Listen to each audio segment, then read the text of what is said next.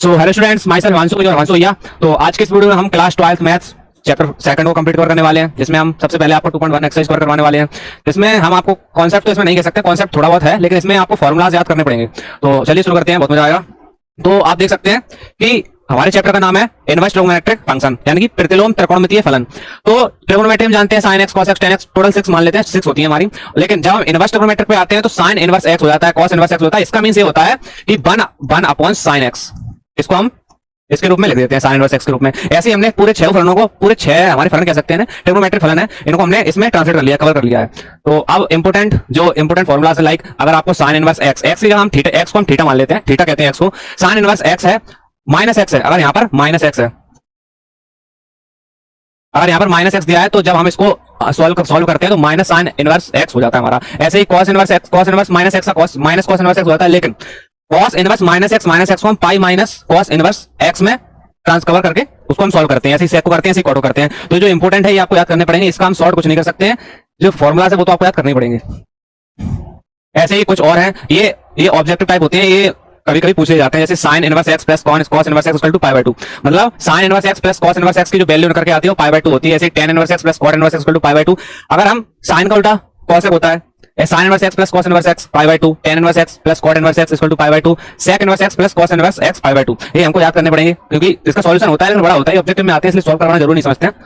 और तो अब हम 2.1 का मैं आपको एक क्वेश्चन करवा रहा हूँ, आपको पता चल जाएगा। ऐसे बहुत सिंपल है, इसमें हमें पूरी वैल्यूज होती हैं, मतलब sin 30 की, sin 45 की, sin 60, sin 90 तक आप याद कर लीजिएगा, सिंपल हो जाएगा। तो चलिए सॉल्व करते हैं। क्वेश्चन हमें दिया गया है sin inverse 1 minus pi by 2। तो सबसे पहले हम जानते हैं कि जो sin 1/2 sin 1/2 की कितनी होती है, पाई बाय 6, पाई बाय 6 होता है। sin इनवर्स 1/2 को पाई बाय 6 होती है, यानी कि sin पाई बाय 6 बराबर 1/2, इसकी वैल्यू निकल कर आती है। तो हम सिंपल सा यहाँ वैल्यू पुट कर देंगे, sin इनवर्स 1 दिया है हमें, और इसकी जगह हमें sin पाई बाय 6 पुट करना है। एक बड़ा ब्रैकेट लेते हैं, sin पाई बाय 6, क्योंकि माइनस में है तो हमारा ये माइनस में आएगा, sin माइनस में आएगा, इससे ये कट जाएगा, तो माइनस के पाई बाय 6 हमारा आंसर सही हो जाएगा।